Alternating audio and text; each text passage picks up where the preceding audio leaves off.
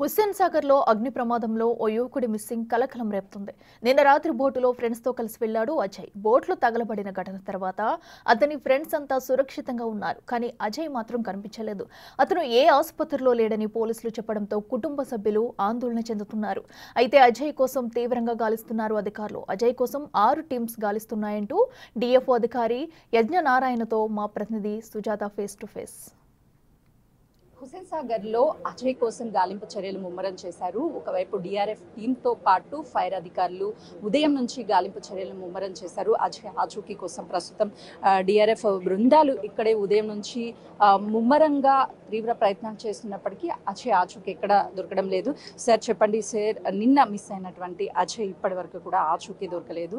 ఏ విధంగా searching operation ఎవరెవరు చేస్తున్నారో ఎలా చేస్తున్నారు? ఇది చాలా దురదృష్టకరం అండి, బాధాకరమైన విషయం. ఈ అజయ్ అనే కుర్రాడు కింద నీళ్ళలో దూకేసి మునిగిపోయినట్టుగా భావిస్తున్నాం. సో పొద్దుటి నుంచి మా డిజాస్టర్ మేనేజ్మెంట్ నుంచి ఒక బోటు, ఫైర్ సర్వీసెస్ నుంచి ఒక బోటు, మళ్ళీ టూరిజం వాళ్ళ దగ్గర నుంచి ఒక బోటు, ముగ్గురు టీమ్స్ కూడా గాలిస్తూ ఉన్నారు. అది డిఫరెంట్ మెథడ్స్లో వాటర్ బాయిలింగ్ కానివ్వండి, కాంటా వేసి అది వాటితో సెర్చ్ చేస్తున్నారు రోప్స్ సహాయంతో. బట్ ఇప్పుడు వరకు ట్రేస్ అవుట్ కాలేదు. We are trying our level best. ఎందుకు ఒక వ్యక్తి గతంలోనూ చూసాము, ఈ హుస్సేన్ సాగర్లో ఎవరైనా మిస్ అయితే కొద్ది గంటల్లోనే ఛేదించినటువంటి సంఘటనలు కూడా మనం చూసాము. ఇప్పటి వరకు అజయ్ దొరకకపోవడానికి కారణం ఏమై ఉండొచ్చు సార్? అంటే ఇది ఇక్కడ వాటర్ లెవెల్ డెప్త్ వచ్చేసి దాదాపుగా 40 to 50 feet ఉంటుంది. కాబట్టి బురద లాంటిది ఏదైనా ఇరుక్కుపోయినట్లయితే మనకి రావటం కొంచెం టైం పడుతుంది.